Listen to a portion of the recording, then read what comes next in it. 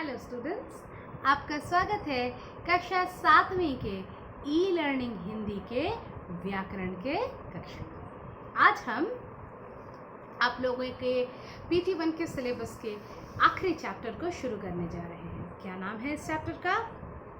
इस चैप्टर का नाम तो है लिंग, वचन एवं कारक, लेकिन हम इस चैप्टर में से केवल आपके PT1 के सिलेबस का जो पोर्शन है जो है लिंग, उसको पढ़ने जा रहे हैं। ठीक है, तो लिंग के बारे में आप लोगों के क्या आइडियाज़ हैं? उम्मीद है आप सभी मुझसे अपने आइडियाज़ शेयर करना चाह रहे हैं। तो लिंग को इंग्लिश में हम लोग जेंडर कह के पढ़ते हैं। ठीक है, तो जैसे कि हम लोग इंग्लिश में मैस्कुलाइन जेंडर, फेमिनाइन जेंडर ये सब पढ़ते हैं। इंग्लिश में हम लोग एक और जेंडर पढ़ते हैं जिसको हम लोग कहते हैं न्यूटर जेंडर, लेकिन हिंदी का जेंडर इंग्लिश से थोड़ा इस मामले में डिफरेंट है। तो आइए जानते हैं कैसे है। फिलहाल तो आपके किताब का जो 105 नंबर पृष्ठ है इसमें कुछ दिया हुआ है, चलिए इसको रीडिंग करते हैं। माँ बाजार जा रही है और पिताजी फोन पर बात कर रहे हैं। दादाजी और दादी जी समाचार सुन रहे हैं। माली फूल लेकर आया है, मालिन माला बना रही है। आया ने बच्चे को सुला दिया। कमरे में मेज पर फूलदान रखा है। लड़की अलमारी में कपड़े रख रही है। इसके बाद रंगीन शब्दों को उचित स्थान पर लिखिए। यहाँ पर स्त्री जाति सूचक और पुरुष जाति सूचक जो शब्द हैं उनको आपको उनके सही स्थान पर जो है लिखना है।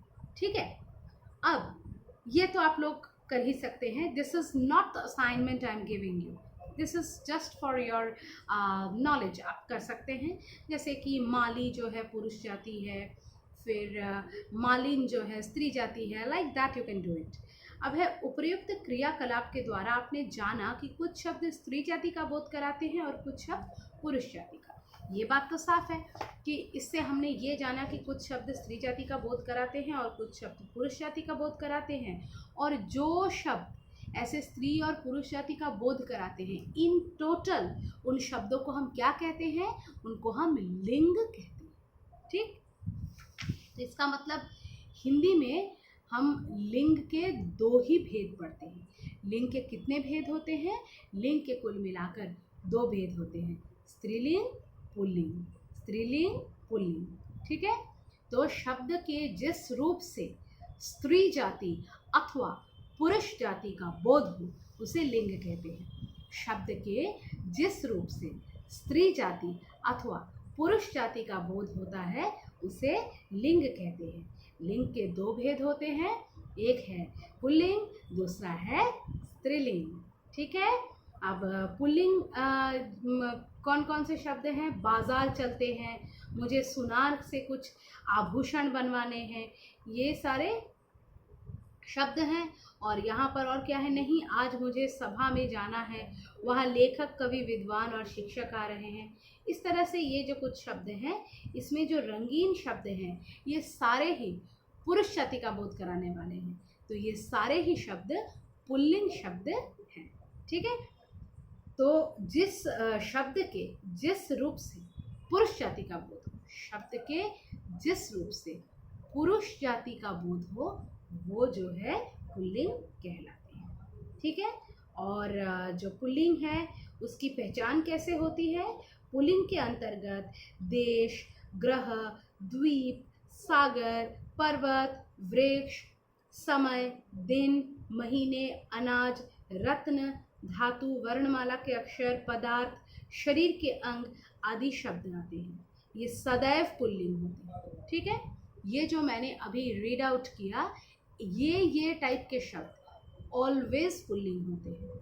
हाँ, व्यतिक्रम होता है, एक्सेप्शंस होते हैं, लेकिन in general if you want to make an idea, तो पुल्लिंग की पहचान ये सारे टाइप में होते हैं। देश, कुछ देशों के नाम, ग्रह के नाम, द्वीप महाद्वीप के नाम, सागर, पर्वत, वृक्ष, समय, दिन, महीने, अनाज, धातु, पदार्थ के नाम, शरीर के अंग, हर एक टाइप पुल्लिंग होता है। लाइक भारत, मंगल, लक्षद्वीप, हिंद महासागर, हिमालय, देवदार, घंटा, सोमवार, फरवरी, गेहूं, सोना, घी, हाथ एक्सेट्रा। हर एक कैटेगरी से मैंने एक एक एग्जाम्पल का नाम लिया है। ये सारे ही हमारे क्या है, पुल्लिंग होते हैं। और क्या पुल्लिंग होते हैं? अ, आ, आव, पा, पन, क, त्व, आवा तथा औड़ा से अंत होने वाली संज्ञाएं पुल्लिंग होती हैं। जिन जिन संज्ञा शब्दों के अंत में ये जो मैंने अभी रीड आउट किया, ये चीज़ होती है अंत में, वे सभी पुल्लिंग होते हैं। जैसे अ से अंत होता है, जैसे खेल, ल, तो ये अ से अंत हुआ। आ से लोटा, आ से अंत हुआ। पा, बुढ़ापा, ये आ से अंत हुआ। पन, लड़कपन, ये पन से अंत हुआ। ये सभी शब्द जो हैं, क्या कौन से शब्द हैं? ये सभी शब्द हमारे पुल्लिंग के शब्द हैं। ठीक है।